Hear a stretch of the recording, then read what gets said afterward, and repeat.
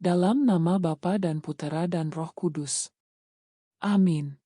Allah Bapa Mahagung, Engkau menghendaki membuat kami kaya berkat sabda-Mu yang penuh kebaikan.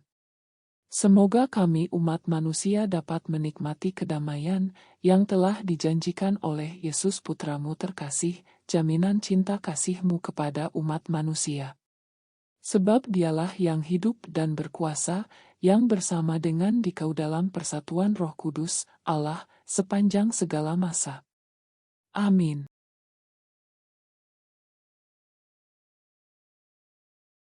Kami meritakan Kristus yang tersalib, suatu sandungan bagi kebanyakan orang, tetapi bagi mereka yang terpanggil, merupakan hikmat Allah.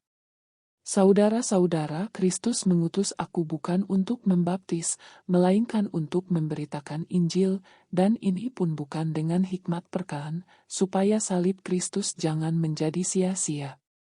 Sebab pemberitaan tentang salib memang suatu kebodohan bagi mereka yang akan binasa, tetapi bagi kita yang diselamatkan pemberitaan itu adalah kekuatan Allah. Karena ada tertulis, aku akan membinasakan hikmat orang-orang ari dan melenyapkan karian orang-orang bijak. Di manakah terdapat orang berhikmat? Di manakah si ahli Taurat? Di manakah orang cerdik pandai dari dunia ini? Bukankah Allah telah membuat hikmat dunia ini menjadi kebodohan? Sebab hikmat Allah telah menentukan bahwa dunia dengan hikmatnya tidak mengenal Allah. Oleh karena itu Allah berkenan menyelamatkan mereka yang percaya berkat kebodohan pemberitaan Injil. Orang Yahudi menuntut dan orang Yunani mencari hikmat. Tetapi kami memberitakan Kristus yang tersalib, suatu sandungan bagi orang Yahudi, dan kebodohan bagi orang bukan Yahudi. Tetapi bagi mereka yang dipanggil, baik Yahudi maupun bukan Yahudi, Kristus adalah kekuatan dan hikmat Allah. Karena yang bodoh dari Allah lebih besar hikmatnya daripada manusia, dan yang lemah dari Allah lebih kuat daripada manusia. Demikianlah sabda Tuhan. Syukur kepada Allah.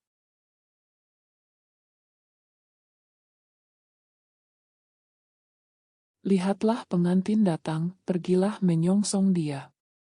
Pada suatu hari Yesus mengucapkan perumpamaan ini kepada murid-muridnya, hal kerajaan surga itu seumpama 10 gadis, yang mengambil pelitanya dan pergi menyongsong pengantin.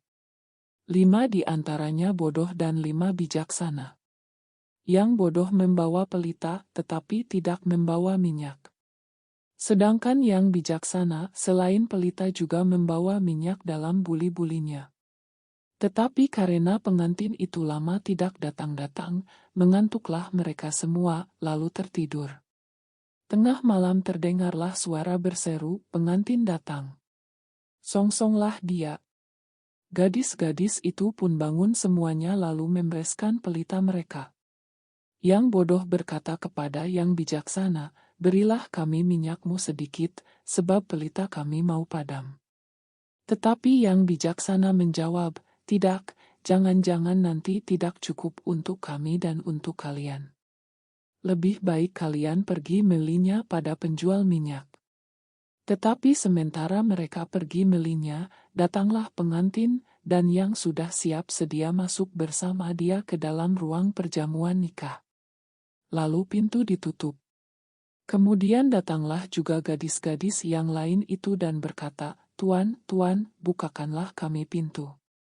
Tetapi Tuan itu menjawab, sungguh, aku berkata kepadamu, aku tidak mengenal kalian. Karena itu, berjaga-jalah sebab kalian tidak tahu akan hari maupun saatnya. Demikianlah sabda Tuhan. Terpujilah Kristus.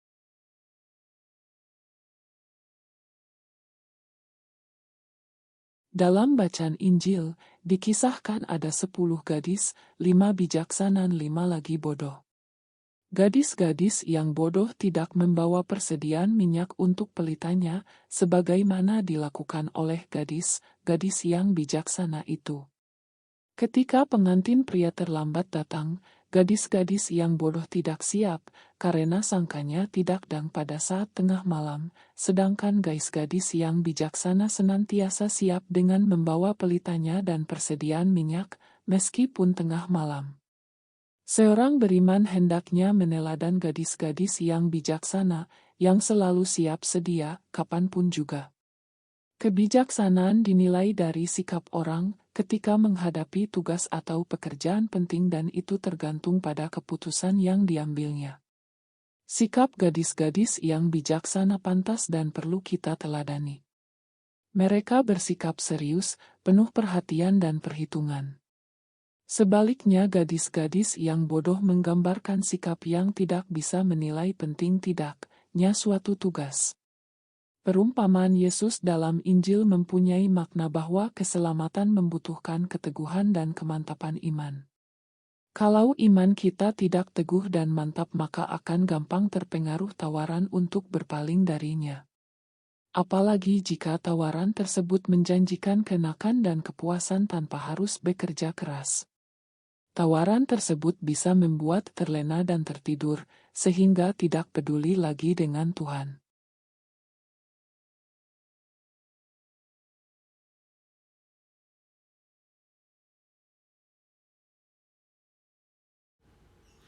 Allah yang Maha Rahim, aku menyesal atas dosa-dosaku. Aku sungguh patut Engkau hukum, terutama karena aku telah tidak setia kepada Engkau yang Maha Pengasih dan Maha Baik bagiku.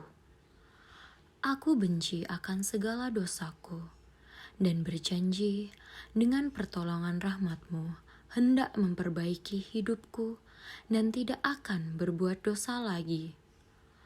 Allah yang Maha Murah, ampunilah aku orang yang berdosa. Amin. Bapa kami yang ada di surga, dimuliakanlah nama-Mu. Datanglah kerajaan-Mu, jadilah kehendak-Mu, di atas bumi seperti di dalam surga. Berilah kami rezeki pada hari ini, dan ampunilah kesalahan kami, seperti kami pun mengampuni yang bersalah kepada kami.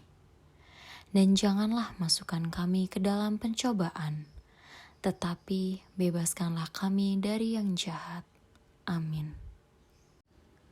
Salam Maria, penuh rahmat, Tuhan sertamu. Terpujilah engkau di antara wanita, dan terpujilah buah tubuhmu Yesus.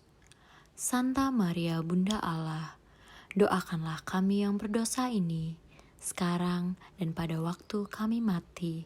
Amin. Dalam nama Bapa dan Putera dan Roh Kudus. Amin.